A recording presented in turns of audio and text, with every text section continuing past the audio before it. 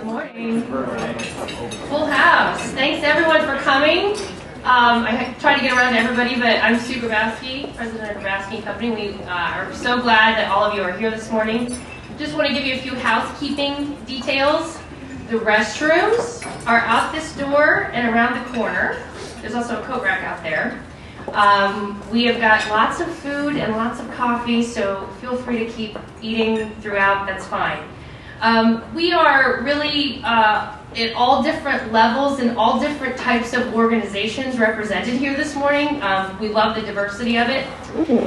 So we are going to give you some broad strokes because we are, speaking to folks with different levels of capability and knowledge. But we will leave time at the end for questions and answers, so feel free to collect your questions and be ready to ask us or any of the other presenters today any of your questions at the end of the presentation. Unlike most places where we'll be like, put your phones away, you can have your phones out. And you actually can be tweeting if you want to. The hashtag is #BeMobile, hashtag #BeMobileFirst if you want to tweet today, but we also are going to have a few exercises for you, so you may just want to have your phones handy. Now, if you're doing work, that's between you and, any higher power you claim. The Wi-Fi network here, there's a Wi-Fi network, and it is Malone Guest, and you have to register to use it, but if you want to be on Wi-Fi, that is the password. Am I forgetting anything else, Ryan?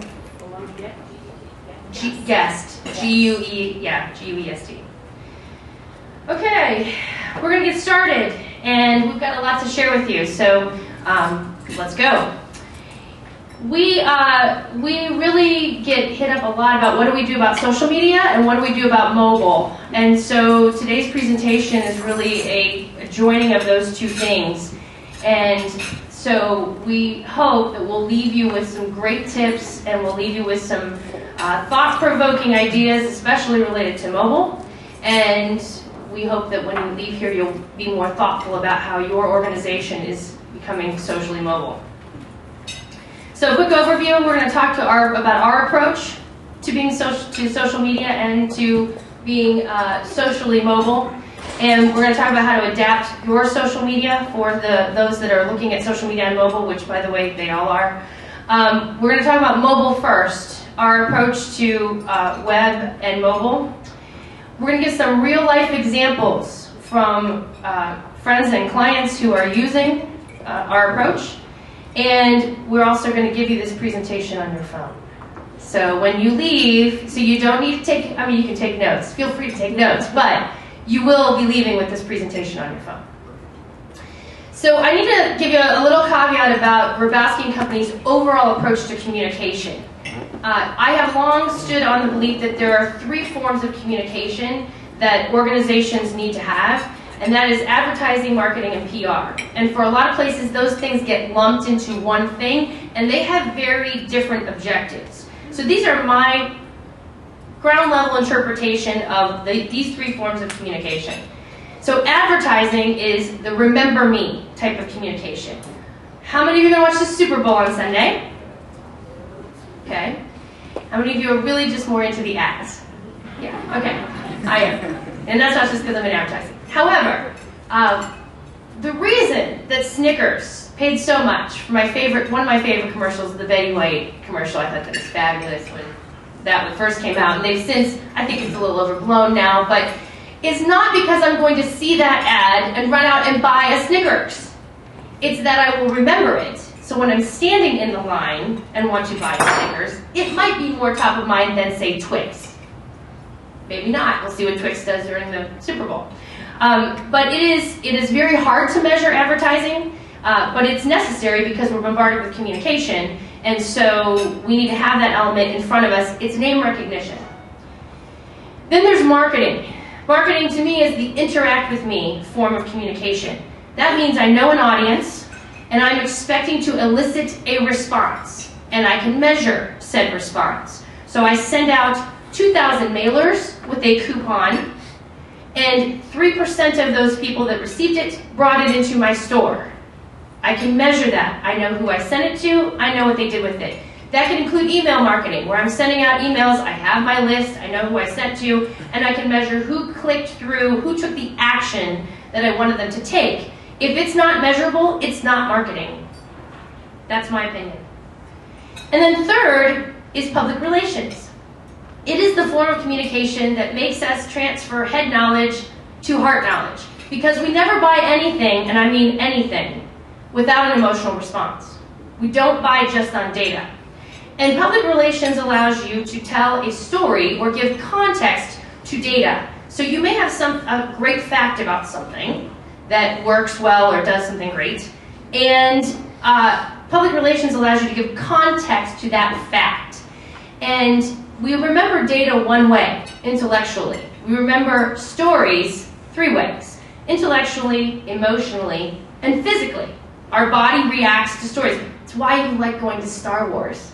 It's why you clutched your heart when Han Solo dies. Yes, he dies. Han Solo dies. And it's because you enjoy the emotional trip of it. And you remember that. You don't go to Starbucks to exchange data. You go to Starbucks to exchange stories. And so public relations allows you to do that. Most of what we're talking about today related to social media falls in the PR category.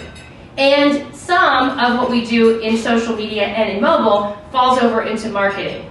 So we wanted you to know the context from which we were coming from today. And with that, I'm going to turn it over to Ryan Hollingsworth. Ryan Hollingsworth is our social media director. She has a long history of starting social media campaigns and presences from scratch and building them up to great things. So join me in welcoming Ryan Hollingsworth.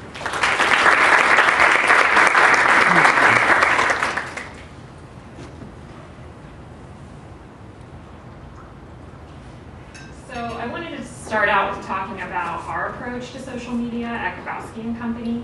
We believe social media is your most active form of public relations, right? Because it's going on every day. So when we start working with an organization and we're starting to establish their social media program, we ask them to designate a social media champion.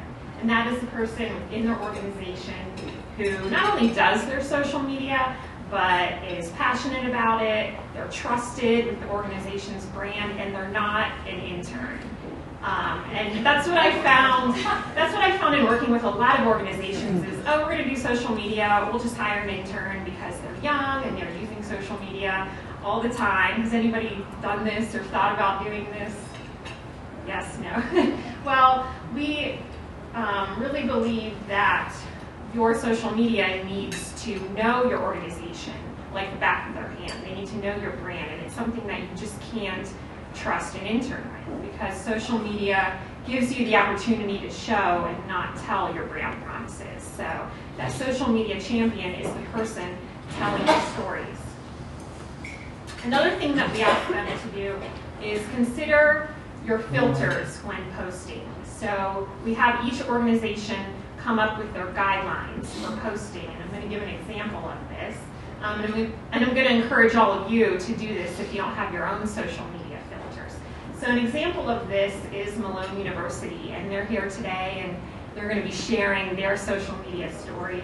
When we first started working with them a couple years ago, they had a lot of followers, a lot of Facebook fans, but they were using their social media more as a promotional tool to promote their events. So their social media filter ended up being the acronym CASE, which we helped them develop. And that means C is for campus. We wanted them to take pictures of the campus and show, how beautiful it is here. And A is for academics. We wanted to show the faculty, the classes, the types of majors, the types of programs that Malone offered.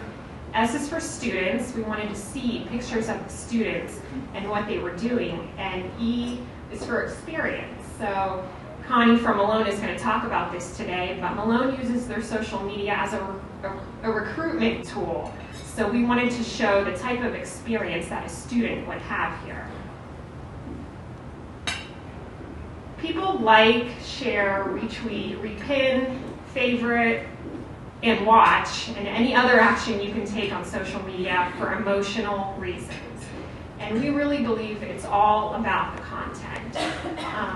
Does anybody know someone on Facebook that is always sharing and oversharing. It's because they feel connected to that piece of content, and that's why they're sharing it with others. And authenticity is key. This isn't about pushing an agenda. It's not about the latest Facebook algorithms and trying to beat those.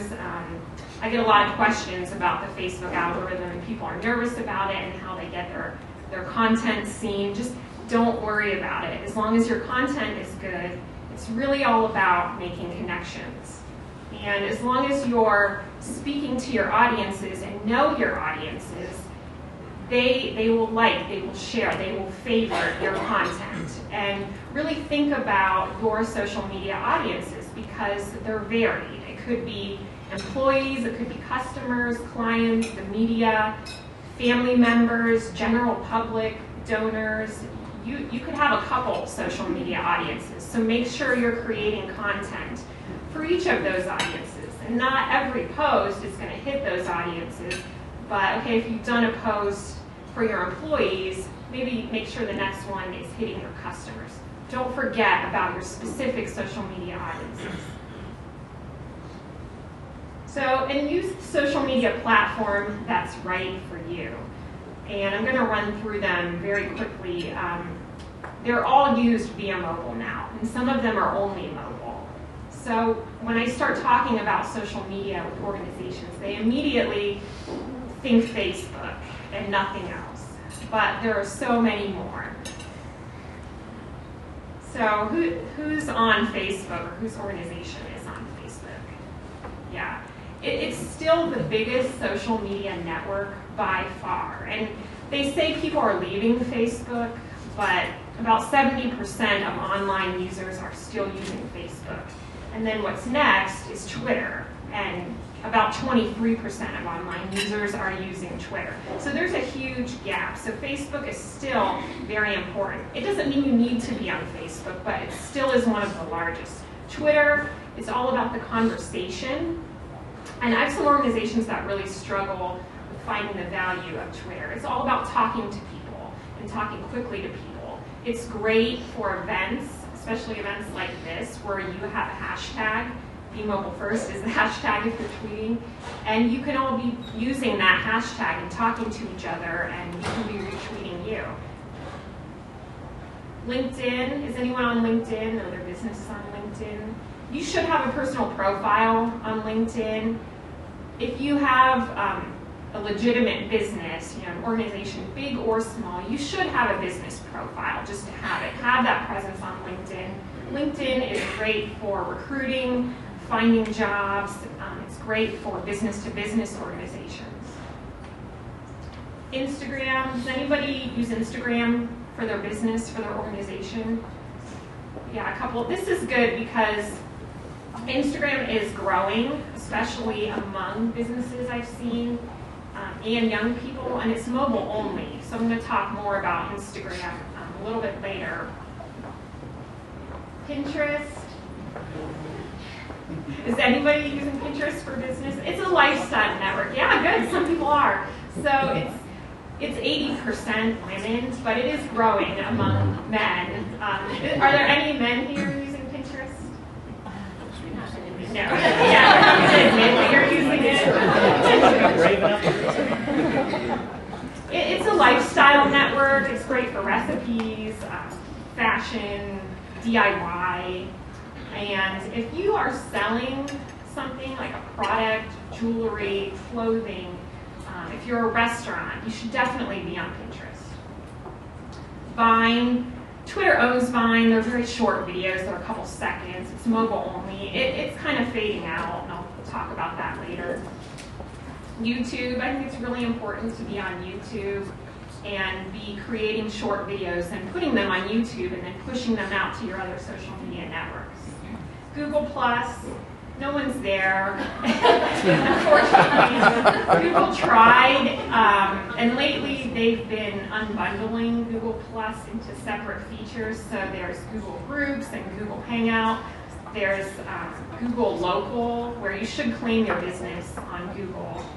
And I can share with you, in a separate conversation how to do that, because that's really important. But because they're unbundling it so much, there is talk that it is going to go away. So I wouldn't be too concerned about it.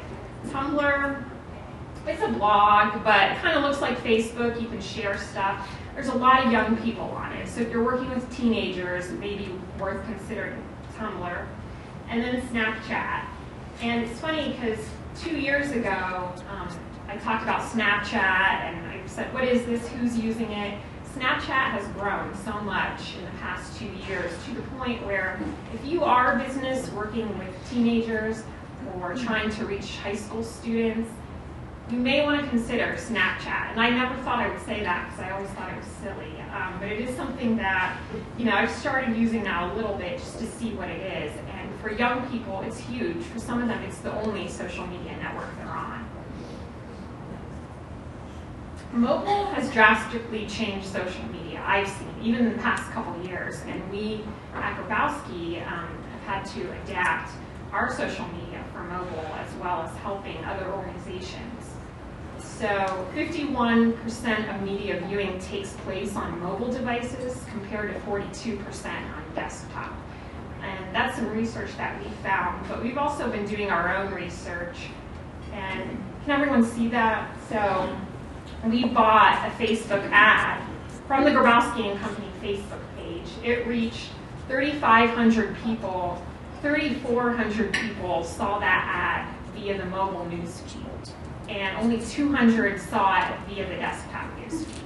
And that's huge. And it wasn't the kind of thing where I was choosing, put this on mobile, put it on desktop. You buy the ad, and Facebook delivers up where it's being seen. And on the bottom, those are the age ranges that I targeted. So this was across all age ranges, 25 to 65 plus.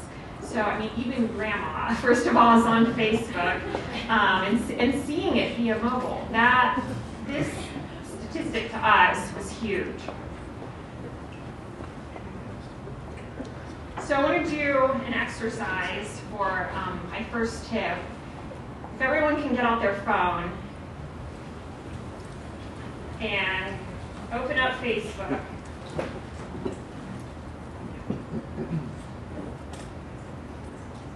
And I want you to start scrolling. And we scroll with our thumbs, right?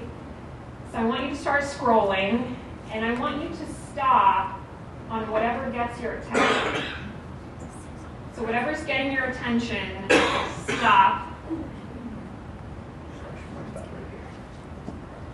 Can someone tell me what they stopped on? Flower in Honolulu, Hawaii. And is it a picture? It's a picture. Okay, great. Anybody else? Picture of my adorable grandson. Okay. Picture of this dessert. Right. It's all about the food. It really is all about the food pictures. Friends Day video.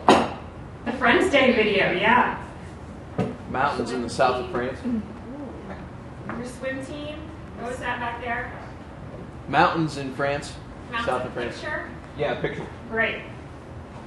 So my first tip for adapting your social media to mobile is make it a thumb stopper, which all of you just illustrated. So a thumb stopper is your picture. You don't just want to throw any picture or any photo up there. You need it to get people's attention because you're scrolling. Facebook is so cluttered. You only have a couple seconds to get somebody's attention. And when you post a picture, it takes up this much space in the newsfeed. Look, it takes up the entire newsfeed compared to just posting, here's one with just text. It's taking up this much space. So really think about what photo you're throwing up there. And I have an example of this. This is a social media post that we did for Timken. We created this social media graphic for them. They were introducing their catalog app, which Sue's going to talk about later.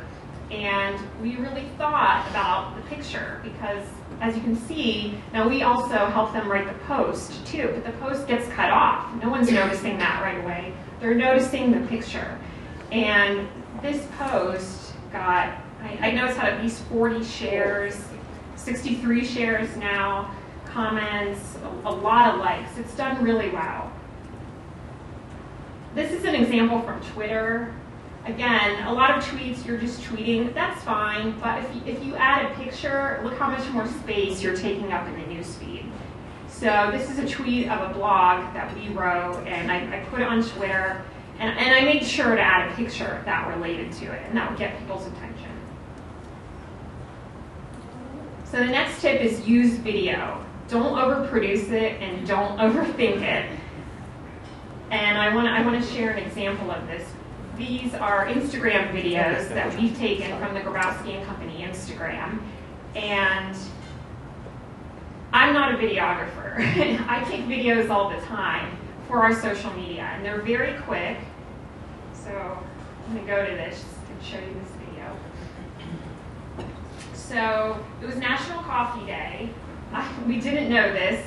I thought we have to do a video. Philip, who's here, he's one of our project managers, was making espresso. So I just took a very quick video of him making espresso. It's a couple seconds long.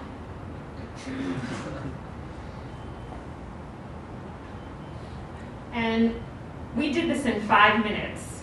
And the great thing about Instagram is you can take the video right on Instagram. So you press to record, and when you want to stop recording, you let go. So this wasn't edited anyway. This is how the video came out.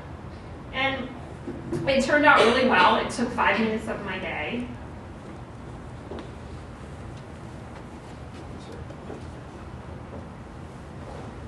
So I think, and Sue was sharing this with me, there is a notion, and this may have been back in the day, that video was sacred. You had to hire a videographer, they had to produce a video for you. It took a long time.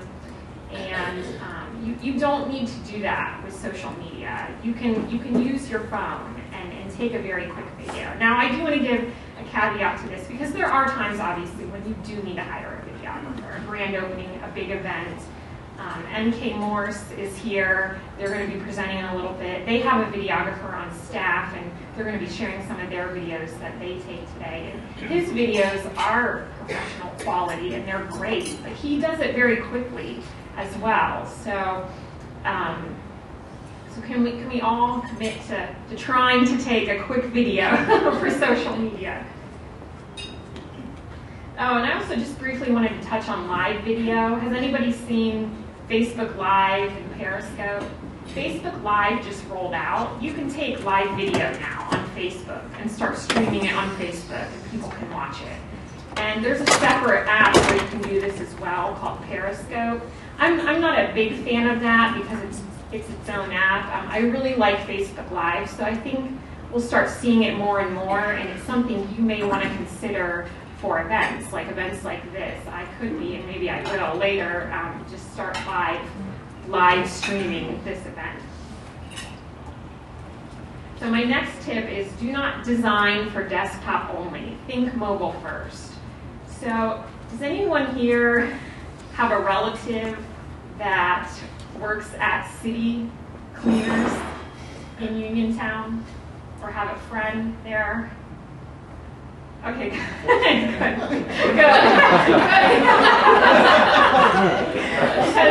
I'm going to share an example of something that you should not do. I live in Uniontown, and that is our dry cleaner. And they were advertising at the dry cleaner, get our coupon on our Facebook page. So I thought, okay, great. I go to their Facebook page from my phone, and this is what I see. One letter from disaster. So this is their cover photo. I did not know what this says.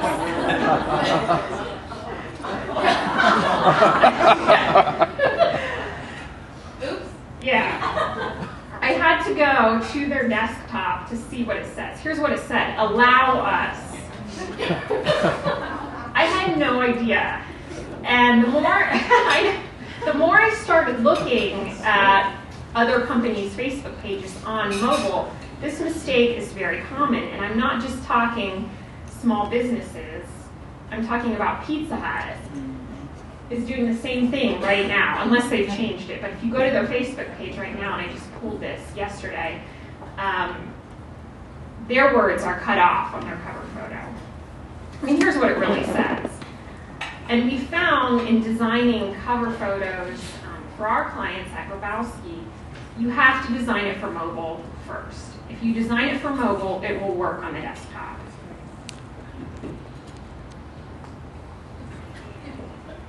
Another tip, consider social media ads. Does anyone buy social media ads, Facebook ads, Instagram ads, LinkedIn ads, sponsored posts, all of those?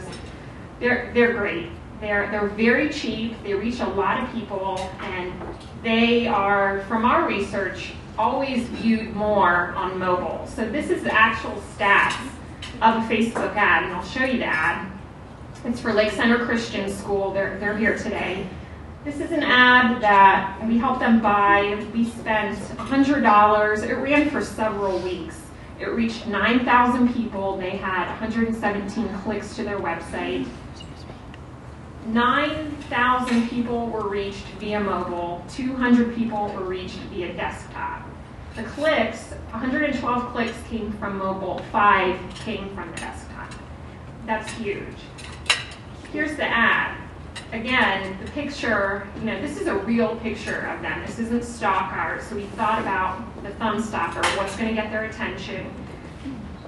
The copy is so limiting. Facebook only lets you use 95 characters or 125 characters in an ad, so you're really limited with your copy anyways. This is for Brightway Insurance.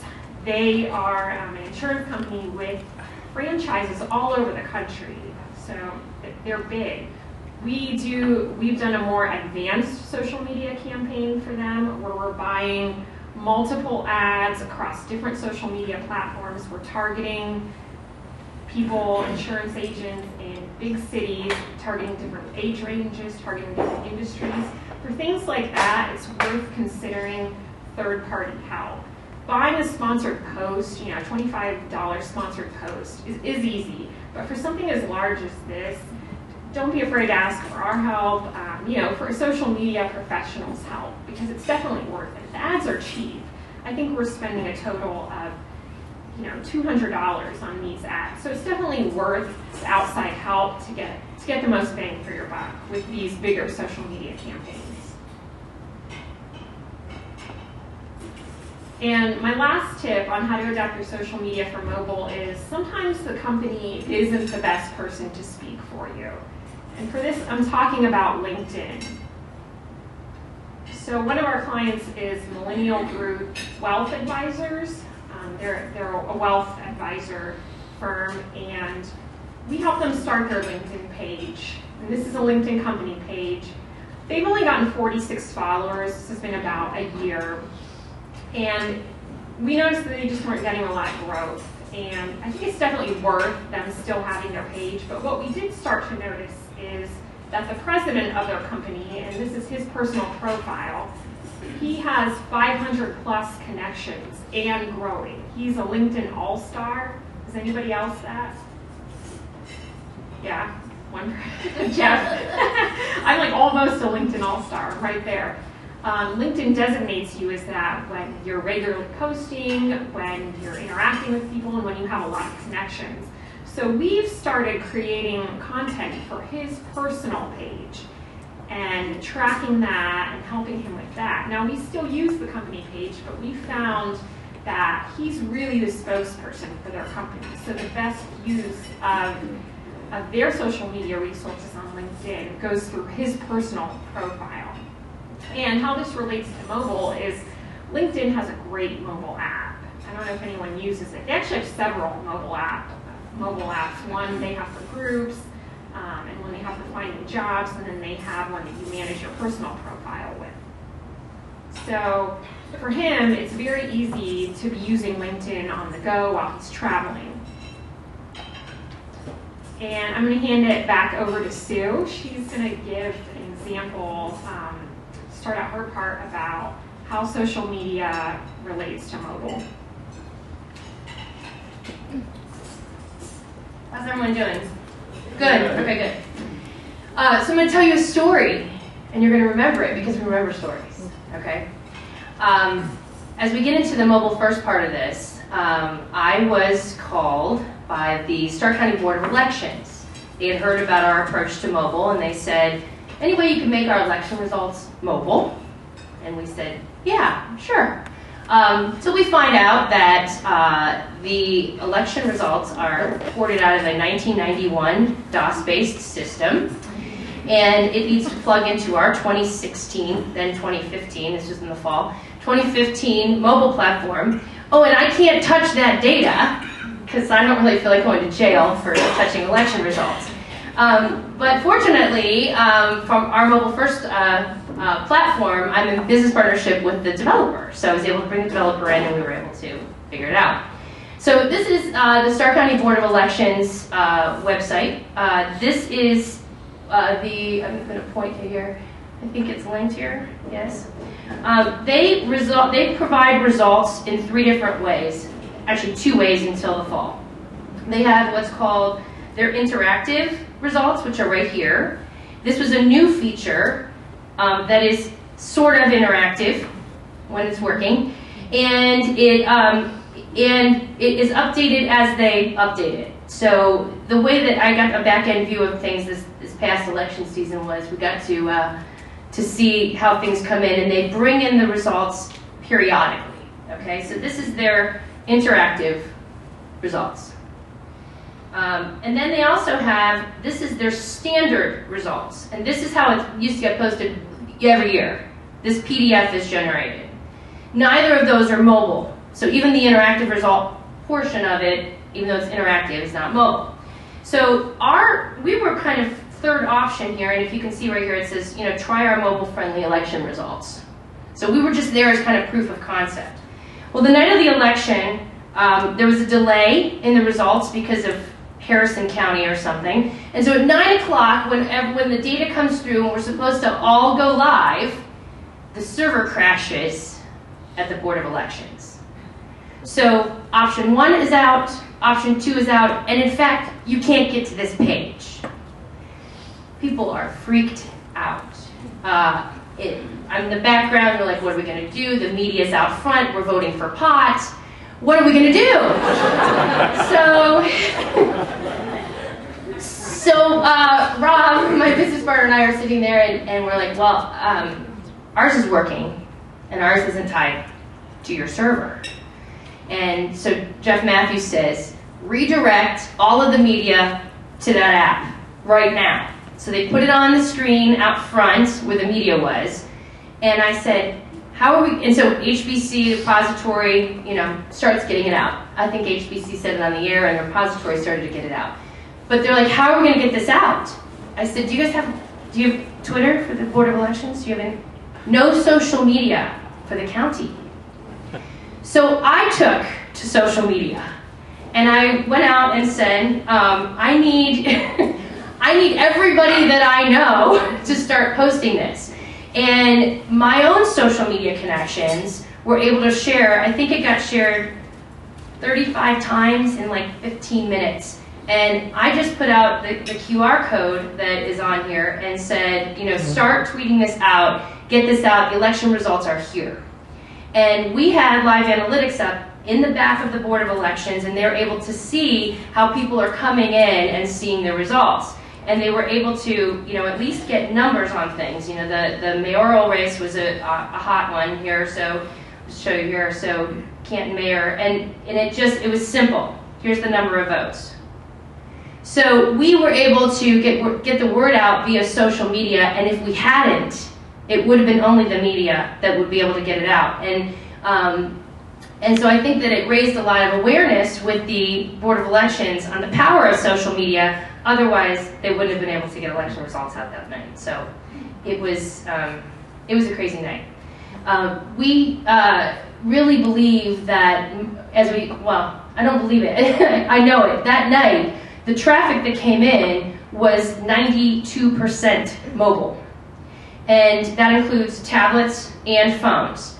And of that, the mobile traffic, 50% of that, more than 50%, was coming in through Wi-Fi.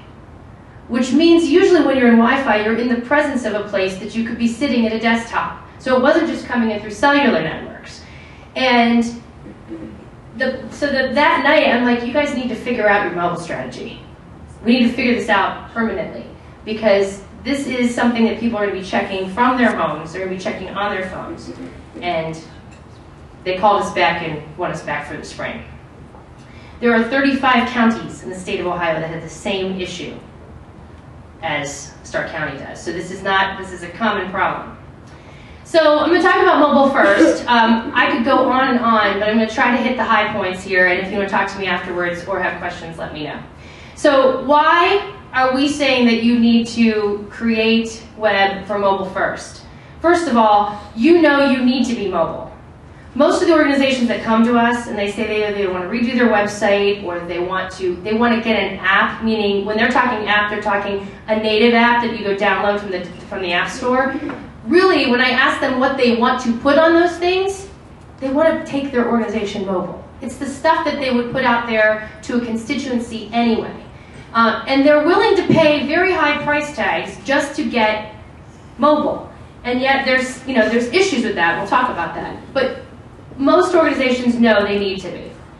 And you basically have three options for mobile. You can design an expensive desktop website, or go to wix.com if you want to, that is mobile friendly, which means it passes Google's mobile friendly test, and it takes your desktop view and it ports those components and elements down into a mobile view, which generally is not consistent with the desktop view. The elements are consistent, the view is not consistent, but you have that option. You can get native apps. Those are the apps that you download from the App Store or Google Play. They take up space on your device. I'll give you some examples. I've been at 3 or 4 trade shows over the last 3 or 4 months, and each one of them had a native app that I went and downloaded. They took up a bunch of megabytes on my phone. I used it for the weekend that I was there, and that thing was off my phone as soon as I got back because I can't take pictures of my kids. Y'all are nodding in agreement because you know where I'm at. Or now you can get a mobile web-based app that takes up no space on your phone and provides a lot of the same functionalities of the first two options. And that's what we're going to talk about here. Our company's view is, I am not looking to handcuff you to a system that limits you. I'm looking to put you in charge of your own mobile strategy that you can feed. Because guess what? You're the content experts. We can help you refine your message, but just like Ryan's talking about in social media, what's occurring in your organization is occurring in the moment. And we are becoming of the moment people. If we see things that are dated, what do? We're off of it, right? We want fresh information, and fresh information is generated by the people that are experiencing and producing that information. And so we're looking to empower organizations to manage their own mobile strategy and to get their organizations mobile quickly, effectively, efficiently, and economically. What is Squawker? This is the platform that we use. I am the owner of Squawker and a proud owner of Squawker. It's a technology platform. And yes, that's our bird. It is patent-pending technology that is cloud-based mobile applications that presents data of any kind, from the complex, like the back end of the Board of Elections. Dudes, that's complex data. That's sensitive data. It's ported out of one system and into another. So this platform is built to work with large and big business, big data, SAP, Oracle, databases that are extensive, as well as everyday content that you would be presenting to your constituents. And it presents it in a mobile format first. It's designed for how we use mobile, much like Ryan talked about. We use our thumbs. We don't like to have to go like this or like this. It's tough to turn your wrist. We don't like it because otherwise, how do you text and drive? You have to be able to have one hand on the wheel. But the Squawker platform mobile apps are viewable on any device. So what you're going to see today that we show you is the desktop view. Yes, there is a mobile phone in the middle of the desktop. 90% of your traffic is not seeing the mobile phone in the middle of the desktop. They're only seeing the contents inside the phone.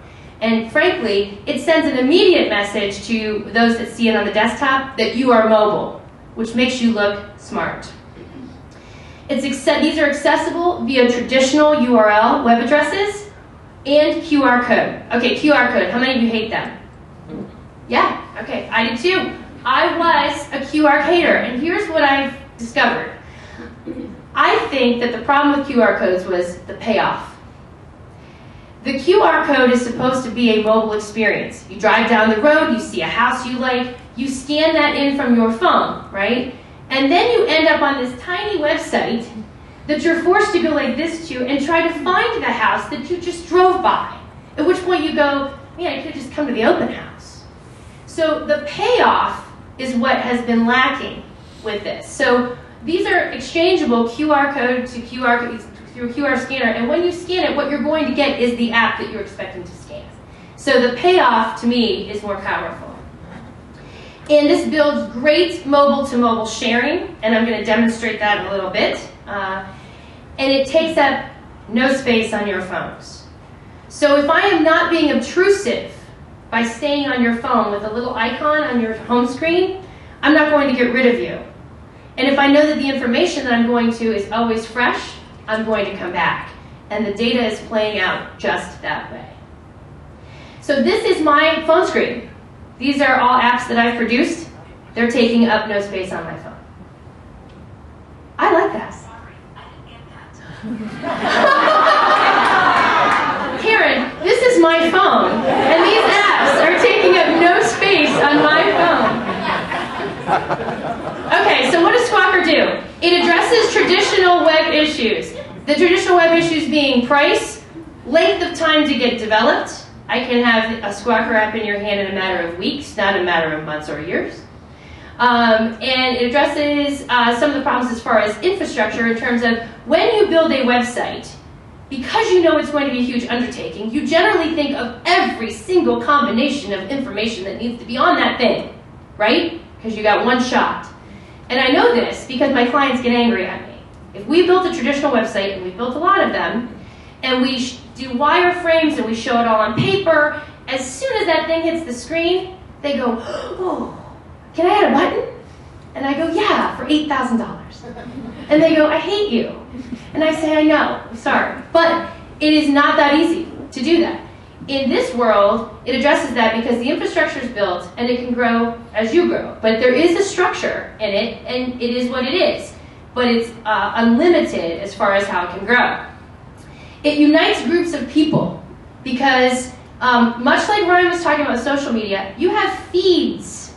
Whether you're looking on Google for something or you're looking on social media for something, you're coming up in feeds. What this allows you to do is stay united to a group of people, get rid of erroneous information, and talk to your audience directly. That unfiltered communication builds unity. It eases content management. Would you like to see? Yeah. Oh, good. I'm so glad you said that. So let's do a little demo. Uh-oh. Thank you. This is, where's my women's leadership group? I'm going to go here. This is a women's leadership conference app that we built, and why am I off there? Any idea? Technical. You don't know? Hold on. Let's try this.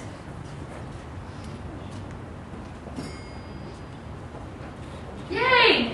Okay, I figured it out myself. This is a women's leadership conference app that we built for a women's leadership conference in Cleveland. So it's got, much like the things that are on the native apps of the conferences I've been to, it's got schedules, it's got meet our speakers, it's got, visit our exhibitors, it's got, all kinds of content that you would use for a seminar. And this Sponsor Next Year form was originally a registered form. So at the event, they had a grand prize drawing. And I updated this from my phone, but I'm going to show you how I updated it. So just a quick one, grand prize generously sponsored by Airport Infinity. Can you read that? Okay.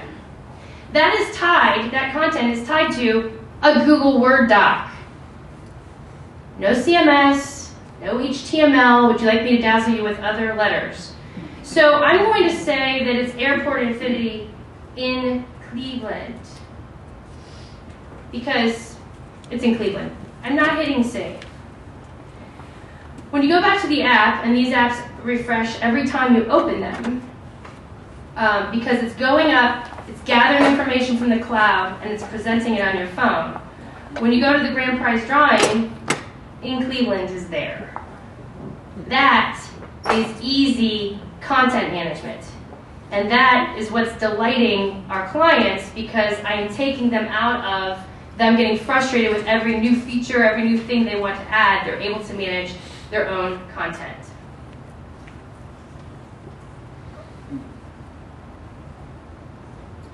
And it grows with your organization, directed by your users. So these mobile apps, instead of being native apps, we can track every thumb tap interaction, every view. We can find out where they're coming in. We have full Google Analytics on these, as well as special dashboards that help us know where users are going.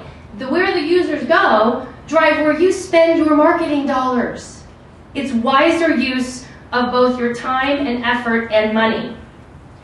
So now I'm going to give you some examples of how some organizations are going mobile first and what they're doing with it. So mobile first groups are equipping their constituencies with handy information. This is the Timken catalog app. Timken has a lot of catalogs. They're about this thick. We produce them for them. And I can say this, they spend over last year, $1 million in printing. I mean, it's big deal. There's global catalogs. These are also scattered among their 9,000 page website. That is not a lie. Their website's 9,000 pages. Their sales team needs a way to get the technical information in their hands and on their tablets when they are out meeting with customers. We proposed a mobile app. They do have SAP apps. They have SAP within the organization. They could not produce it quickly or economically. So now Timken has this mobile app, and it is in the hands of their sales team, and they can view their catalogs. Now ideally, these are all a PDF form right now. Ideally, I say pull it out of PDFs, because you go from having a mobile experience to a non-mobile experience where I have to zoom in. But this is a huge leap for them regardless. So giving them even just these in a consistent in one place is a great thing. We have a description of what each catalog is about, and then there are connections to all of the different PDFs. So if there are foreign language versions, these support foreign language, characters and stuff, they can get to where they want to go. And if they're out and the customer goes, this is cool, can I have your catalogs? Yes, you can. I can share it via email, I can share it via text, or I can pull up a QR code. And in fact, I could put my name in as a sales rep, update the QR code, and now every time I share it, Google Analytics is going to show that Sue shared this app, which tracks, this is a marketing tool. And you're able to find out who your true ambassadors are by who's sharing your content. This was rolled out soft in December.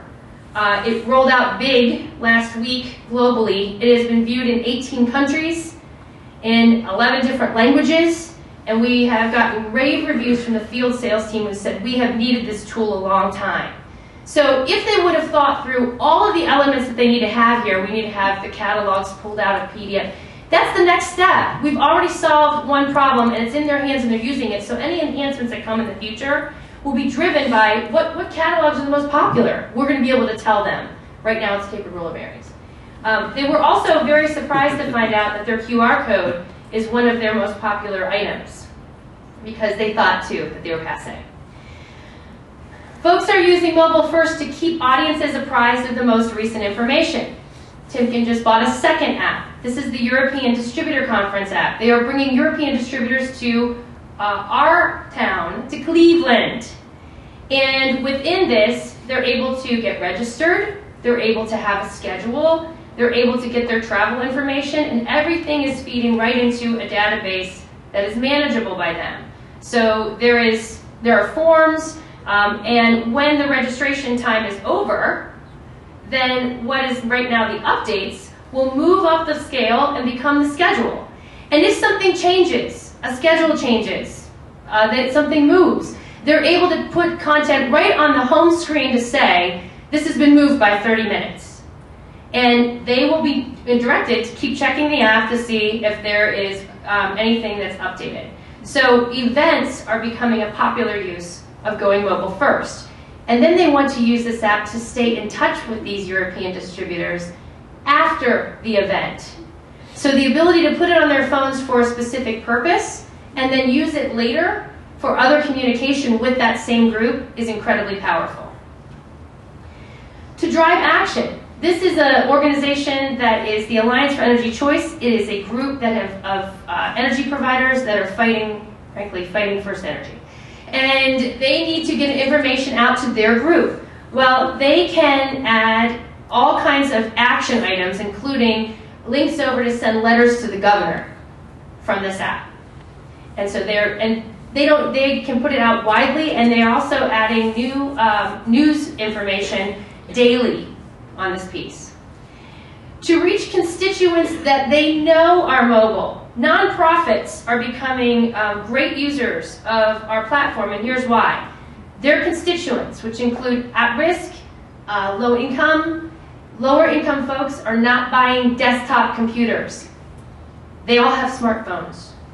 And so they're not searching for resources necessarily on a desktop, but they are on mobile. So Pathway Caring for Children, Domestic Violence Program, are both going to be launching their mobile first platform soon, and they're going to stay mobile with their constituents. On the domestic violence app, we actually worked in some extra functionality so that if you see the two X's at the top up there, if someone is at risk and someone's looking over their phone, they can hit that X and it takes them to a neutral news page. They won't know what they're looking for. So there's functionality built in there, but the shelter needs, that's going to rotate so that whenever shelter needs change, you'll be able to know exactly what the shelter needs. It's going to unite donors and those that they serve and their clients. Organizations are using this to unite groups. So Employers Health has moved its benefits information to a mobile platform. Marcus Miles, my friend, is here today, and I'm going to click over there and show you. I won't share yours widely so that everybody gets your staff directory. Go there. Hello. Hello. No? There we go. Is that friendly? It must not be. They have a staff directory. They have office addresses. So they've got folks scattered throughout the state and now throughout the country. And they needed to have fast access to their staff directory. And then important things like medical benefits. What's my deductible? What's my pharmacy benefit? The travel policies on there, their dental and vision, their 401k information. None of it is proprietary in terms of social security numbers, but it does have valuable information for employees and their spouses. And Employers Health sees great benefit in this and is actually taking this out to their employers. Because employers, most of them have information that's housed behind an intranet, and when you really look at that content for benefits information, it's not really proprietary. And it becomes a cumbersome thing for someone who's working there and can't get that information when they actually need it, which is when they're in the doctor's office. So I want to talk a little bit about a small little project that we did, and that is Lake Center Christian School. So Lake Center Christian School, my kids go there, and this is the Lake Center Christian School men's basketball app. It ain't sexy, friends, but let me tell you why I did it. Because if I got one more stinking email from that coach, I was going to kill him. And I said, Shane, who's 28 and using Google to produce the documents that he emails to me repeatedly, Shane, what if I told you never have to hear, I didn't get that email again?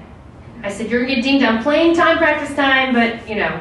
So he said, okay, I'll do it. So we built this mobile app for him. And there are 30 kids in the program from 9th grade to 12th grade. It's a small school, folks. And this is just the high school men's basketball program. So it has his week ahead, which was his Sunday email with his forecast of the week. It has game schedules. And the game schedules are listed. You'll see green for wins, reds for losses. That is all managed in a Google spreadsheet because all the content behind these is a Google spreadsheet, slide, or Word document. He just puts an X in the box that they lost. It turns red. He doesn't have to say, turn it red, okay? There are maps to all of the games. There's no more texting going on between the parents of where are we supposed to be? Everything's on there with a thumb tap map to the games. So, we have to change behavior a little bit. Right after this, I get an email with the concession stand schedule. No, don't send me an email with the concession stand schedule. We put the concession stand schedule in here. Okay, so we launched this October 26th to 30 kids and their parents. We did no publicity. I did no marketing. We did not share it on social media. These are the stats since October 26th. 476 unique users for a team of 30 kids. 7,000 sessions. 7,000 times this app has been opened since October 26th. 8,602 page views with an average 2-minute page view duration. Over here, see, I'll highlight the numbers. Over here, 93% are returning visitors. What has occurred, folks, is that parent behavior has changed. First of all, nobody's complaining. Secondly, nobody has to tell them to check the app because the app is the place that contains the most recent information. They have one place to check. I've been swarmed by parents who have thanked me for it, which I appreciate, but what Shane said was, you made our basketball program stronger because you brought a group of people together and everybody's on the same page. Lake Center has taken notice. They just bought a family of 10 apps from us. And they're going to change the way that parents get information. Robin Clark. Yeah, it's Robin Clark's kids go there too. But what we were surprised about is, imagine if you actually promoted your app.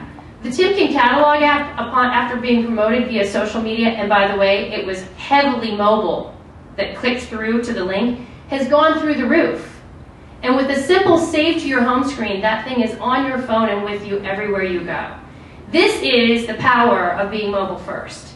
And as someone who has won lots of plexiglass for beautiful design, and I love beautiful design, the fact is function is trumping form in mobile. Because in mobile we want to go, do, find, get, and I want it fast and I don't digest quickly. I need to digest it quickly. I don't digest a lot of information. So that is one powerful story. We also are using it to augment traditional web. This is a mobile-friendly site that we built for Holster Clark Electric. It's beautiful. Go see it. It's really nice. It's beautiful design. Entered in the Addies. But they also liked our app. So they have a little safety app that they carry all of their safety documentation on at job sites so that when the contractor needs it, they can access it quickly. Here's the thing that might surprise you. We launched this mobile-friendly site in June. We reported back to them the analytics in December. 90% of the traffic to their traditional site is mobile. They're only seeing the mobile-friendly view. They're not even seeing the beautiful desktop view that they paid me 3 times for. There you go. And then finally, to streamline communications, and this was my basketball app. So I'm sure you're gonna have lots of questions about mobile first, and we can take that. But I want to introduce our next group of speakers. So everybody good so far? All right, good. So with that, I'm going to introduce Connie Brannon. Connie is a communication specialist and manager of outreach initiatives in university relations at Malone University. She's responsible for communication strategy and program execution for recruitment in partnership with the admissions office here. Today, Connie will be sharing how Malone University is socially mobile and give examples of how they reach their audiences through social media and mobile-first apps. Welcome, Connie.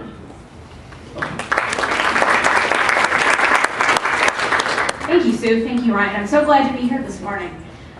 So Malone is tackling what a lot of small private schools in Northeast Ohio are tackling right now in terms of challenges in growing enrollment, not only in increasing the number of students that we have on campus, but in capturing the right student for our campus.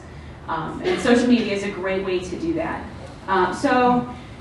One of the things that we get asked a lot about, that our admission counselors are asked while they're out on the road, is about our academic programs. Students are growing increasingly interested in how our programs are distinctive from our competitors, what kinds of opportunities they're going to have when they graduate, and how they are going to have a chance to interact with faculty members. So one way that we chose to tackle that with social media was to highlight a major that we offer every week. That's going to direct them to new web content straight on the department's webpage. So we kind of took a look at new programs that we were offering for the upcoming year, highlighted those first, and then we're pulling one a week and giving students an opportunity to have them featured. Outcomes are another big thing that speak volumes. They're stories.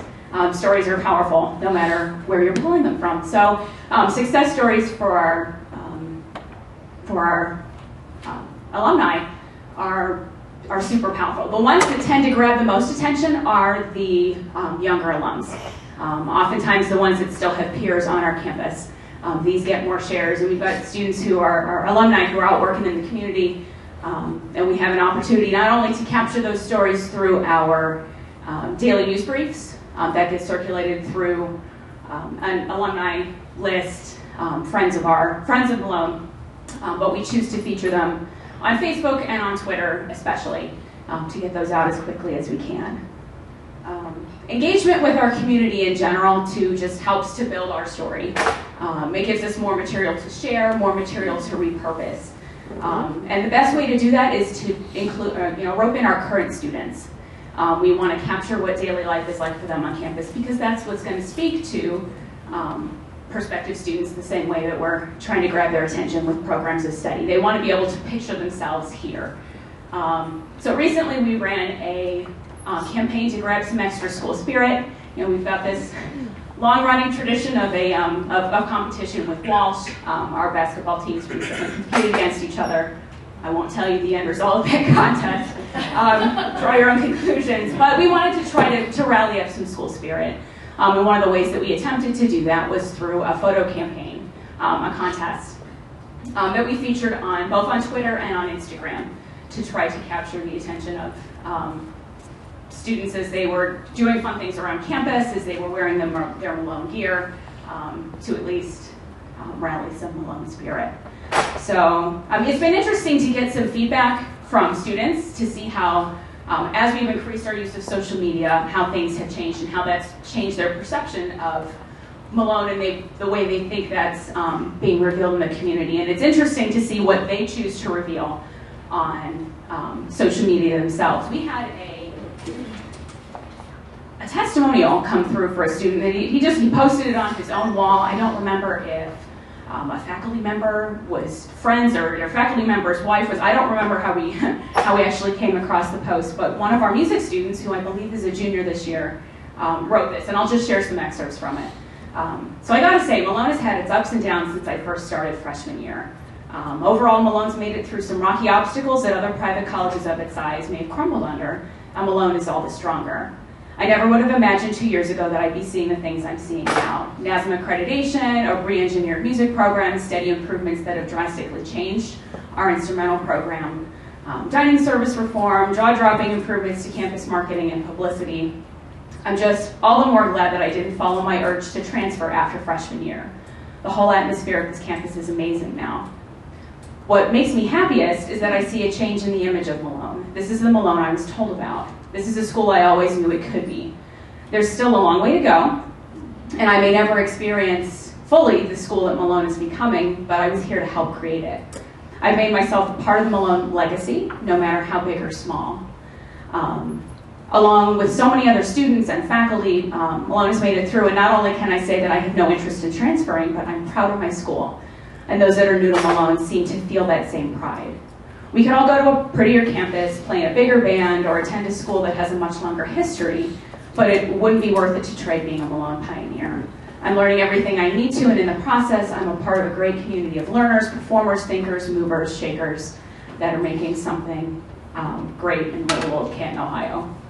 We couldn't have paid him to write that. I don't know where it came from. It's great information to repurpose all over the place, and it gave us a sense that some of what we were trying to accomplish matters and is impactful. Another way that we're attempting to get the word out is through mobile apps. And Malone has tried to tackling a couple of these. One of them, again, brings us back to recruitment. And because word of mouth is probably the strongest recruitment tool, we wanted to make sure that folks who, in a way, we all indirectly recruit at Malone. People know that out in the community know that so-and-so teaches here, or so-and-so works in facilities or catering here, and they say, oh, well, my kid's interested in studying zoo and wildlife biology. Did you know anything about the program? Trying to get the inside scoop. And we all can't be experts in all of our programs. It's not who we are. Faculty members are the experts in our programs, so we partnered with them this past year to pull information, 3 selling points or 4 selling points that make our programs distinctive, and put them all in one app.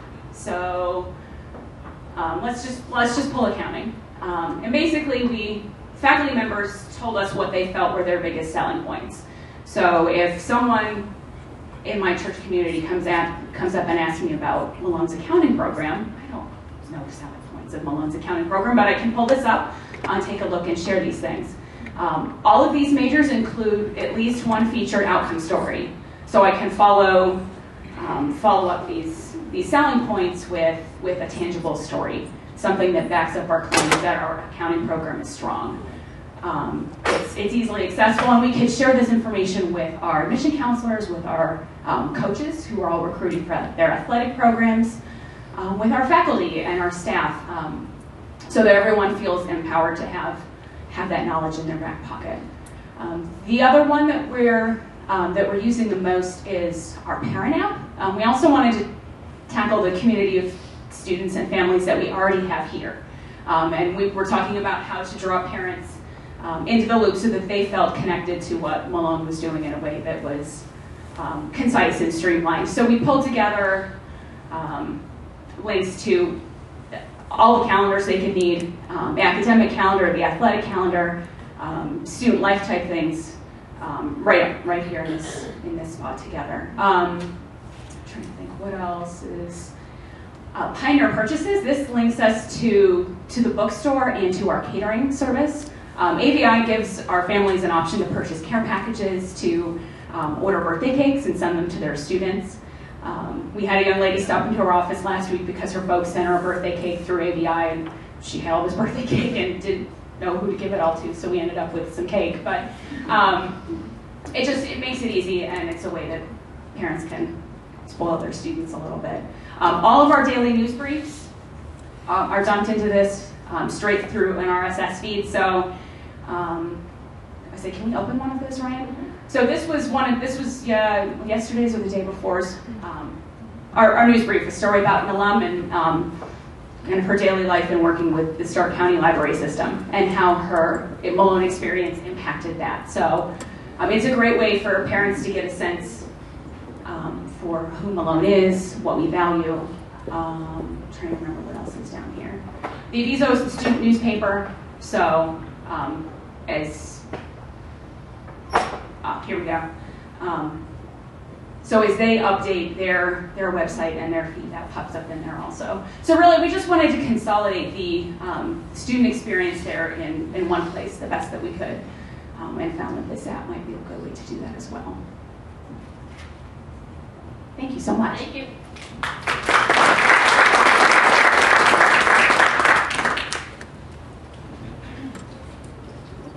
Our next speaker is Jeff Jaritza.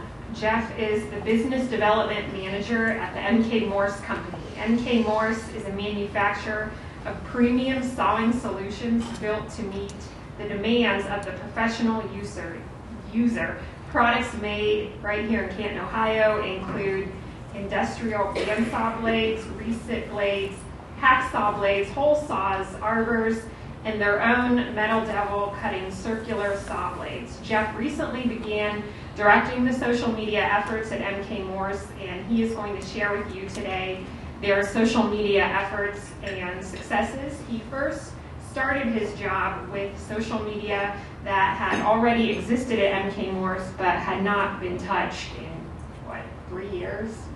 Yeah. Quite some time. Right. Yeah. Thanks, Ryan. Thanks, Sue. Appreciate the invite. As she mentioned, we started with MK Morse really actively in social media about 6 months ago. And while there was a presence for some time, it was, as Ryan mentioned, very, very static. But over that journey, we've had a significant migration, thanks to Grabowski and Company, to really move the needle there. Just getting a sense with Facebook posts, we basically didn't touch it again for 2 years. Few followers, Twitter posts, LinkedIn posts, and whatnot. And during that 6 months, we've really created a very strong, cohesive team within the organization that really is the cornerstone of the social media effort. And I encourage anyone that's either doing it currently or considering really embracing social media, it's important to have a dedicated team to that. Earlier on, Sue mentioned, not having an intern dedicated to this. It's definitely something that you need someone with some strong experience within the organization or your client that you're working with. So, but the impressions we've really, as you can see up here, we're extremely proud of our results. As she mentioned, we're a saw blade manufacturer. We've been around a little over 50 years. The same year the Football Hall of Fame was founded. And the tradition of the company may not have lent itself to embracing social media, not cutting edge, new, innovative organization. So the reason I say that is that if we can do it and succeed with it, I think anyone can. And a big part of social media is it really blurs the lines, in my mind, between the business, stodgy, traditional display, advertising, and marketing, and it really allows you organizationally to develop a personality. And I think another challenge with social media is explaining the why. There is a fear factor, I think, in some of the leadership of some of the organizations, and I think Morse was one of those, where they just, it's fear of the unknown. And they don't go on Facebook, and I don't have a Facebook account, I don't tweet or whatever that's called. And, but now we've got the executive suite really embraced in our program, and it's really making the difference because they sort of drank the Kool-Aid, so to speak. So. Do you want to share what they've been doing, how they went from no social media buy-in to what they've done? Yeah, do you have the New Year's video? Yeah.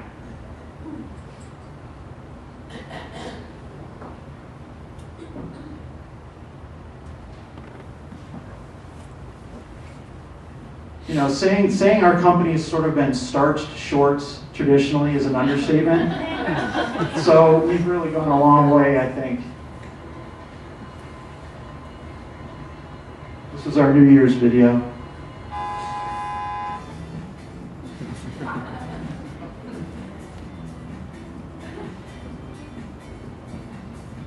And at the very end, just paying close attention to the man and woman dancing right there. That's our owner and our president. So, and there was such a viral positive response to this that the team actually had to post the outtakes, a longer version, because we got such a kick internally from the employees and the success of that. Do the Thanksgiving one, if you don't mind.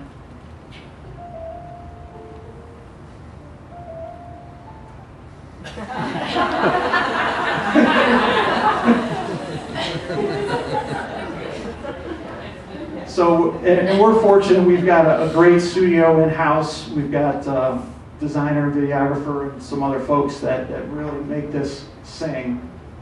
Do we want to do Groundhog Day? Sure. Yeah. That was good.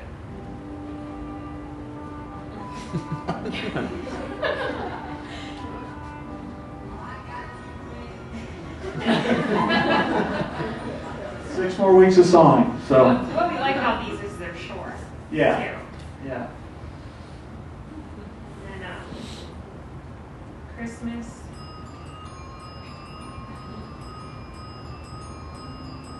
These are their saw blades. And that's actually the sound of the actual saw blades that Paul Fry actually did that, performed that piece.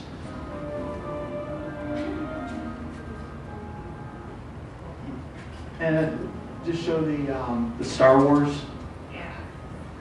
because we're fortunate, again, having a videographer on staff and being able to do that, but we've had, I think, some strong success creatively with just some static images as well. When Star Wars launched, we wanted to leverage that with our whole Saw product. Saw Wars, The Morse Awakens. You know, another positive byproduct of the social media, because initially I'm thinking it's for external audiences and trying to build our brand and ultimately sell more saw blades. But it's the internal team. You know, we've got 500,000 square feet of manufacturing and almost 500 people working at the company, and it really makes a difference. As I touched on earlier, having the team together, we have weekly meetings. It's a dedicated discipline and focus. It's woven into our workflow because it is a point of emphasis for us. And we established an editorial calendar, so to speak, as far as subject matter. A lot of it's not only events that we have for our company and trade shows and whatnot, but also like Valentine's Day coming up. We came up with a pretty cool video that hopefully you guys can like us on Facebook and check it out, because I think you'll love it. Brainstorming, right in line with that. Trying to be proactive about this ahead of time, thinking about how we can leverage the tens of thousands of dollars we're spending at an upcoming Granger show down in Orlando and seize upon that opportunity. And expanding the scope. Had an email from one of the women out in manufacturing with a suggestion about having the employees out there more involved, and little did she know that she was applying to be part of the team. And so one day later, she's now woven into the fabric, and we've got a whole nother skill set on the team as well. Tying it to another initiatives, and that was sort of touched on earlier with Ryan and Sue, how it weaves into the total branding opportunity within the company, both marketing and advertising. Social media really cuts across all of those and is a very cost-effective, powerful way to do that. It really allows you to refine your voice and your brand. It establishes that voice. And I know at MK Morse, it really kind of exposed more of a fun, lighthearted side of the business, the human side, that I believe, as social media, as it's defined, is people, and business is people, and it really allows that to come through, and I think it makes it easier to do business with someone when there's more of a face and a personality of the organization. And we did those. So, like I said earlier, though, please link in with us and jump on Facebook and be part of the MK Morse story. Appreciate it. And you have a Super Bowl video or image? Possibly, yeah. Okay. Yeah, working on that. So, real quick, I wrote an article for Industrial Distribution Magazine on social media. inddist.com, I think is what it is. It has a couple other thoughts in there. So, thanks. Thanks, Jeff.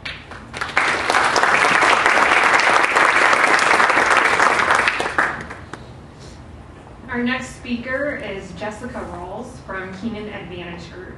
She is a senior communications specialist at Keenan Advantage Group. They are North America's largest tank truck transporter and logistics provider, delivering fuel, chemicals, merchant gases, and food-grade products. Jessica directs KAG's Facebook page and is going to share with you how this organization which was very apprehensive about social media at first. They are now building social media that allows this very mobile population of truck drivers to share proud moments and generate camaraderie.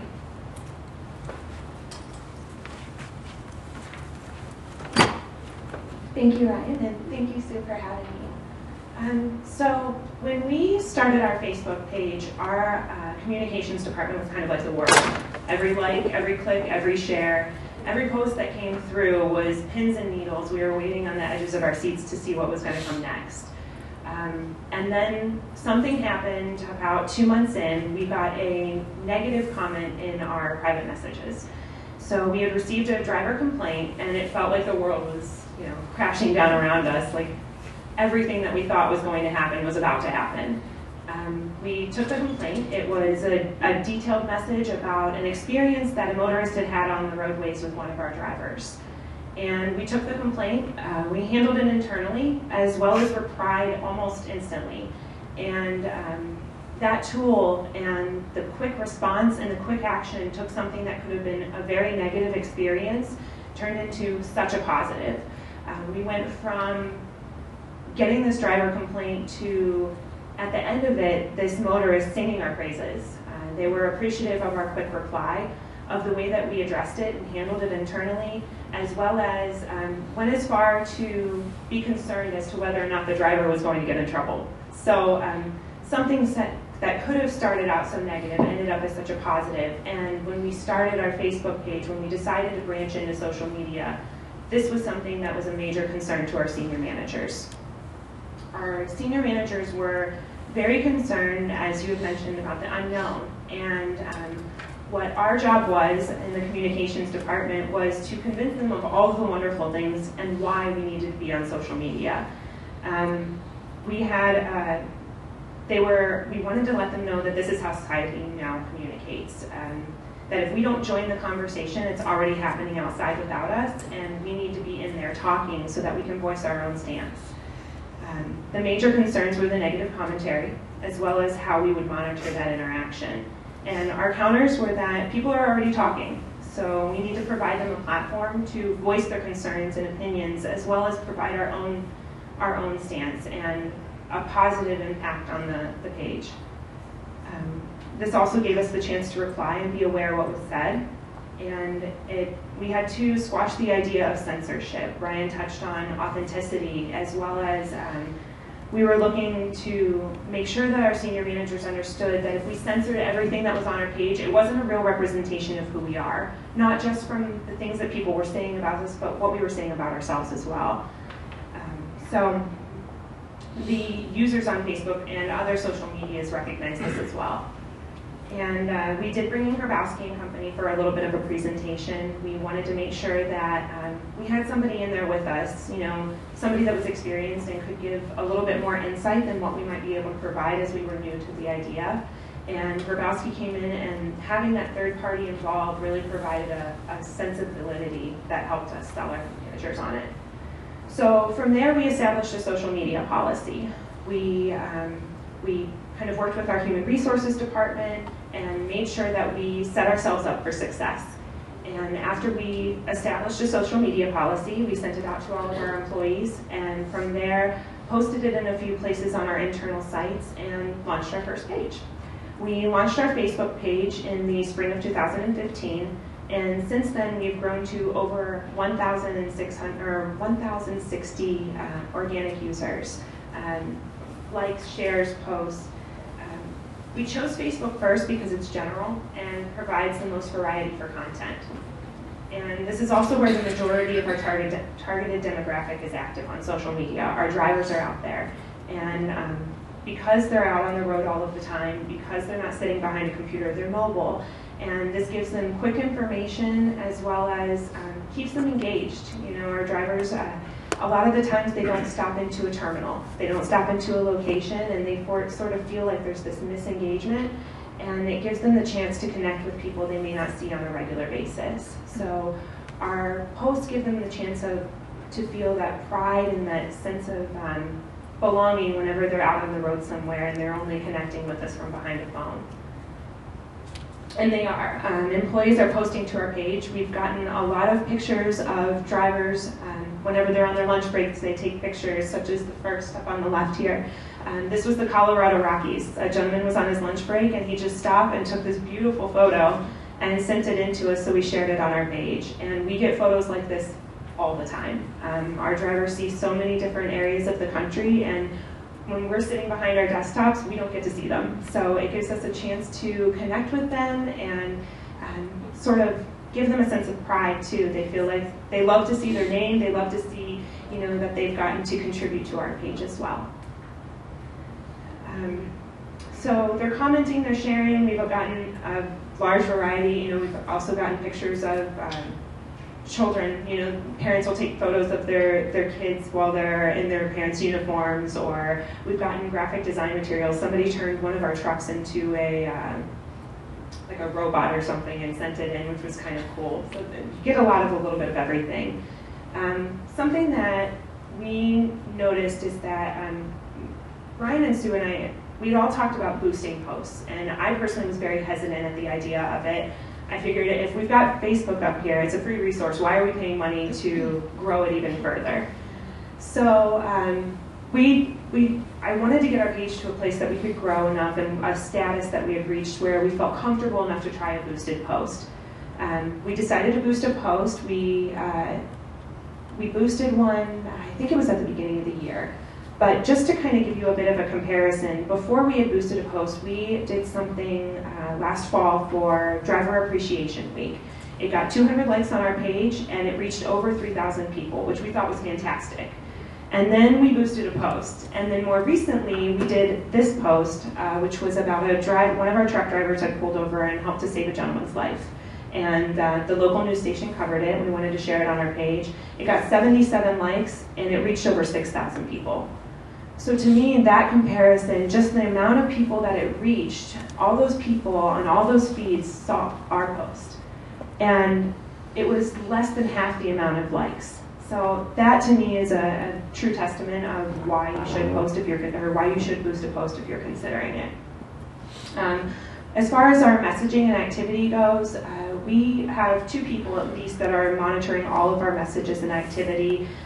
It kind of calms the worries of our senior management that we have someone monitoring this 24/7.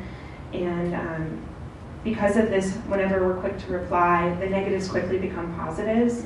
And people want to be heard and feel validated. And the fact that they're willing to forego the anonymity and kind of reach out to us is a wonderful thing to us. We love that we have the chance to talk with people, and we get positive things too. It's not always negative, but the opportunity to speak with people, the opportunity to connect with them has been a wonderful experience. And it provides us the chance to reach out and resolve any conflicts that do arise. It provides us an outlet to educate the public on KAG.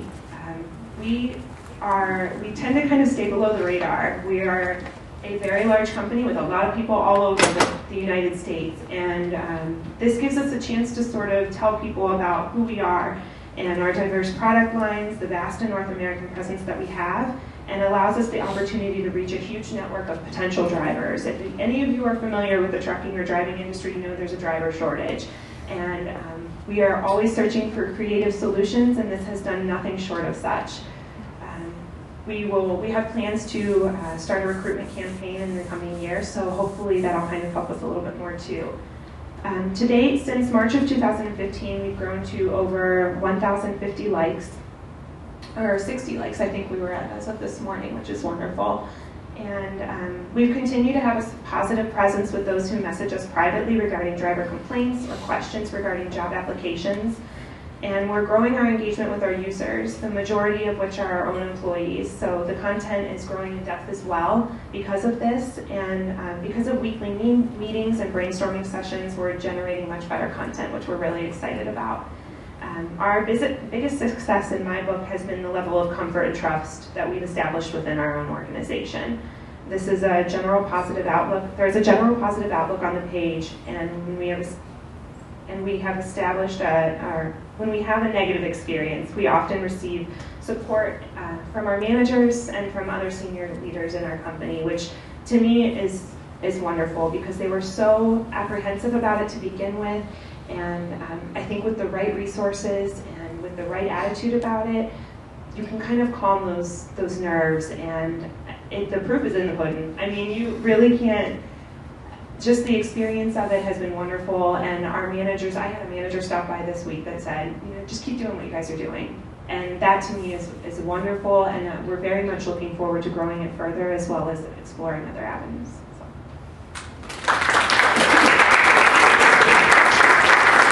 By the way, one of their drivers is in The Revenant, which is such a cool story. I mean, you have the movie The Revenant, but they have a driver that is one of the Native Americans in it, right?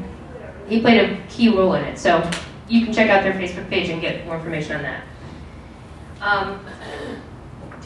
Our last presenter today is Brittany White, and she is the Director of Patient Access and Care Coordination at Altman Medical Group.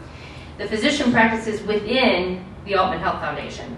Brittany is responsible for physician referrals, patient access and services, and care coordination from hospital discharges back into the physician's office. Brittany works with more than 150 physicians to maintain accurate office information for patients and physician offices. She's going to share how Squawker technology is improving in-network referrals in her organization. So, Brittany.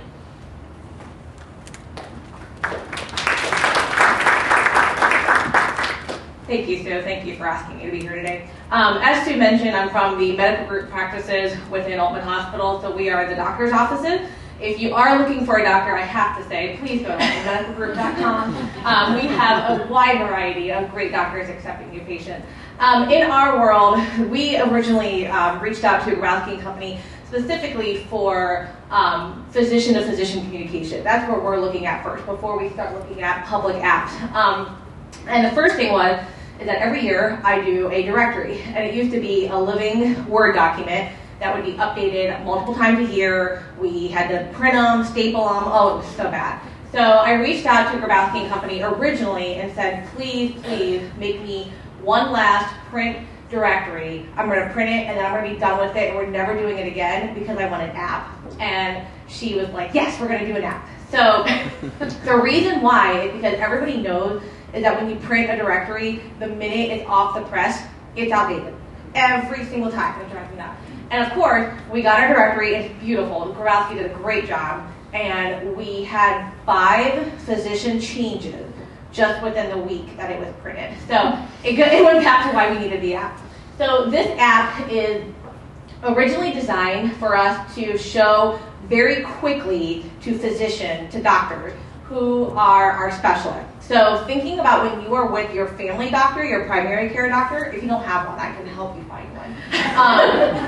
So think about when you're sitting with your primary care doctor and you need to talk to a stomach doctor, or you need to talk to a back surgeon or a general surgeon. Then our physician can go on here and search by specialty and pull up, in this example, surgeon. We can look at the offices that we have available. They can call, they can map it out, or they can click on physician directory and see their surgeon's picture and whether or not they're accepting new patients. And actually, I will say, right before we went live with this, I called Sue and Philip and said, oh, can we add an accepting new patients? Because not on surgeons or heart doctors so much, but on primary care, on family doctors, availability does change, sometimes daily. So that's really important for us to communicate that key piece of information to people.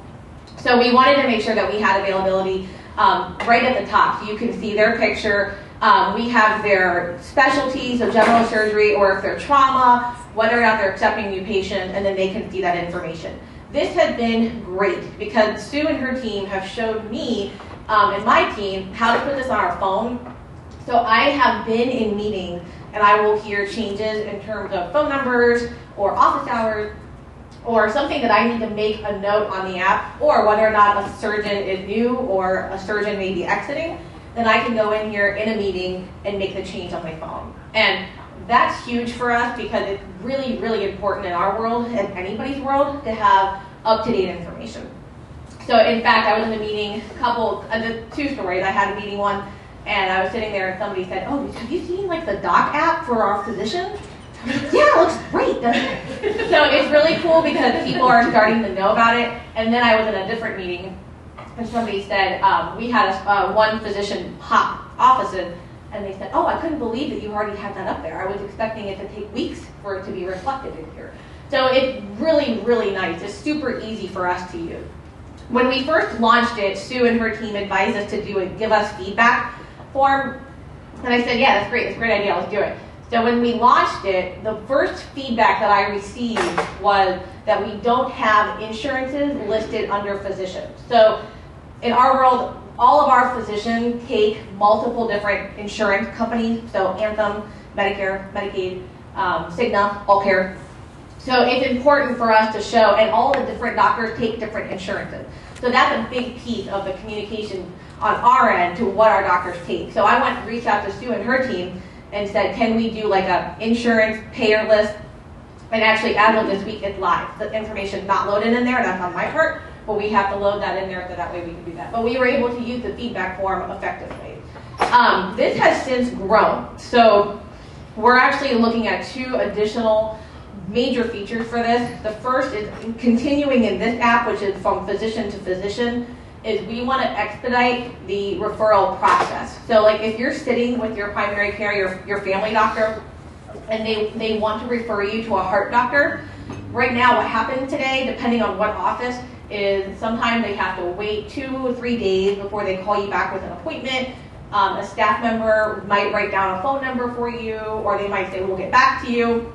In that length of time, you could start talking to family or friends, you could start going on Google, online, find your own heart doctor. We kind of lose on that opportunity to keep you looking at some doctors within our within all the medical group. So if we had an option for the doc to actually pull out his phone and give the QR code to the patient and say, here's who I want you to see, they're going to call you in a day, then we can also send a note to that office, and then the heart office can call the patient within 24 hours.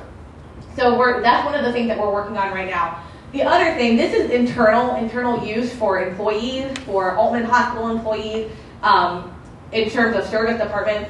But one of the things I have noticed from hearing from family and friends is that we should have a outward-facing like patient search app so that patients can go online. This isn't really technically meant for patients. It uses like specialists. Some people might not know what a specialist is. And if a patient's looking at this, if a public person's looking at this, I would put primary care first because they're not going to be looking for specialists. So we are going to make I'm calling it like a front-facing, like a public app for patients to go in there and search for primary care doctors, most likely with insurances, location, availability, gender, language spoken. These are the things that we hear our patients ask for when they're looking for finding a doctor. So those are the projects that have evolved from this. I can tell you it's been extremely well received by employees as well as docs. To please a doc, it's very, very helpful in our world. They're sharing it via QR code, and I've had docs come to me and say, oh, you know, this app is great, tell whoever did this, this looks fantastic. So it's been very helpful in our world. Thank you. Thanks. It's only been launched since December, so all this has occurred since December, which is really what's crazy about this. So we are done with our main part of our presentation. I'm going to open it up to questions. Ginger. I'm just curious.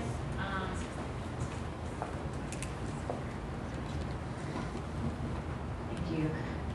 Thank you for your presentation. And my question is specifically for the Timken, for the app, for the catalog. Mm-hmm. How long did it take you from start to actually going live? We had it ready to go, Kristen, 3 weeks. How long? It took us 3 weeks to build it. It took them 6 months to launch it. Okay. Because it's corporate. This was new. It was not built internally. We went through 178 question, 9-person architectural IT review. Then they had to figure out how they wanted to get it out to their sales team, which were like, just email them. Just send it to them. So there were a lot of steps involved. And so then once they got it out in December, and they started getting feedback in from the field going, where did this come from? Why have we had it? Then they started accelerating it. And now they're talking about how it might integrate with their future CRM system that they're building and other things. So it was done, Kristen? It was done really quickly. They did do some internal testing with their sales team because they wanted to gauge the reaction from their top sellers before they actually released it. And they all said, this is handy. I wish I had it a long time ago. So it was 3 weeks to construct it, but it took a while for them to launch it. Yeah. Thank you. Mm-hmm. Kay Fiegels. Okay, I have a question. Thank you, Ryan. Specifically to Altman in the directory, your physician's directory. Are you the ones that control any changes, cells? Yes. Do you have any intent to make it? No. Why? For other people. Right. Why? No, because I mean, we try to make, when you fan it out, you have so many people that could change it, and it may not be accurate. So we've internally tried to narrow who can change access or insurance information. I mean, we want to have a central key department that can handle that. I'm not saying it's just me alone. I have a little department, but if you start giving access to multiple people, That's it. I think. it's just not good. Because, I mean, the whole idea of a directory, like you say, 2 minutes later it's outdated and it's wrong. Yeah.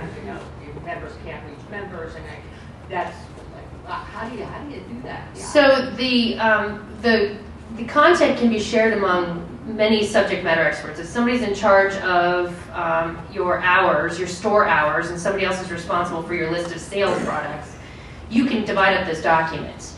But to Brittany's point, if you have a directory, it's good to keep it with 1 or 2 people who know what it is. Now, one of the things that we're thinking about for Women's Impact, it's a good group if you don't belong to it, Women's Impact, is they have a directory problem, is that we're going to create a form that matches all the fields that are held with those bios of people. So if you change, you personally are responsible for filling out the form top to bottom, and we're going to import that exact data. So if you made a typo on your own, it's on you. But easing some management there so that somebody doesn't have to call somebody to make a change, and it goes up the food chain much like normal directories. So we're trying to ease that management process. Hey Sue, political campaigns, what do? They squawk. They do squawk. Would squawker be appropriate for political campaigns? Yes, actually we have a senatorial candidate in Arizona who is using Squawker. We also have a group of Tea Party folks in Arizona. Now Squawker, again, is a separate entity, meaning it's agnostic. We have ad agencies that are selling Squawker as part of their service list. So we have lots of people using it for different reasons. So Tea Party got a hold of this in Arizona, and they love it because there's no filtered content. They're able to talk to that group whenever they want to. And you know automatically as a candidate that you're going to have people who are not on your side. So you want to talk to the people who are on your side and keep them with information or forms that tell them who's going to let them put your sign in your yard. Things like that. So you're speaking to your fans very directly. Yep. Question? Oh, yeah. I was especially intrigued by the app that you used in terms for the school. Mm-hmm. So we thought our world changed when we could download the GroupMe app. If everyone's used that, that was a lifesaver for parents, kids, activities. So my question is that something that, say, the school would have to implement? Because I know me and some other parents, we would buy the thing. I mean, we would just do that for our own sake. So just explain a little bit more on that. A couple of things on the school thing. So schools are really starting to take notice of this. And one of the things that is beneficial about this is the analytics, right? So instead of having a vendor who supports the school and buys the $1,000 banner in the field house that gets seen once a week as a favor, why not say, hey, why don't you buy this app, put your name on the top of it, and you get seen 7,000 times by actual buyers. So I have a client who came to me and said, I want to pay for the following apps in the following schools because they're my target demographic. It goes from a sponsorship of support to a sponsorship that actually boosts advertising. You know, the views, the return on investment is much greater. So whether it's paid for through sponsorships or whether it is, funded personally, that's what the parents came to me and said, we want this for all our sports. What do we have to do to make this happen?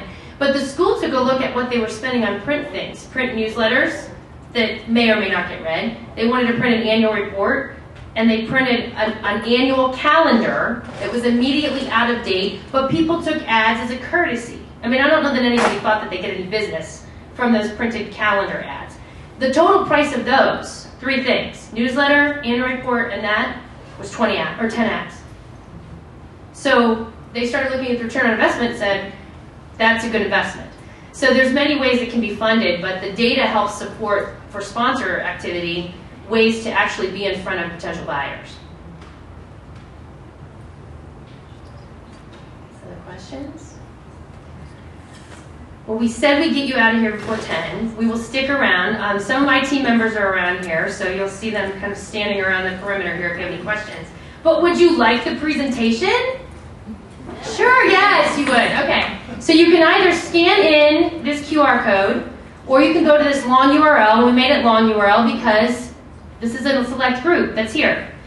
Obviously, you can share it if you want to, but so bebomofirst.grabowskiandco.squawker.com is the URL. You just pull it up on your browser or scan in the QR. And then if you're on an iPhone, you just hit that little button with the arrow coming out of the box and hit Add to Home Screen. Or if on an Android, you would just hit the 3 dots and hit Add to Home Screen. It will create an icon on your phone. I will not be taking up any space on your phone. And I would ask, there is a rate this presentation function on the app. I would ask that you complete it. I fed you, so just do us a favor and do that for us. And we do welcome your feedback, and we welcome your questions. And we look forward to seeing how organizations, the ones represented here, continue to manage your mobile strategy, because we live on these things, we live on these devices, and the shapes may change, but we are mobile humans, and we need to be served up with content when and where we want it. So thank you very much for coming, and we'll stick around to answer your questions. Thank you.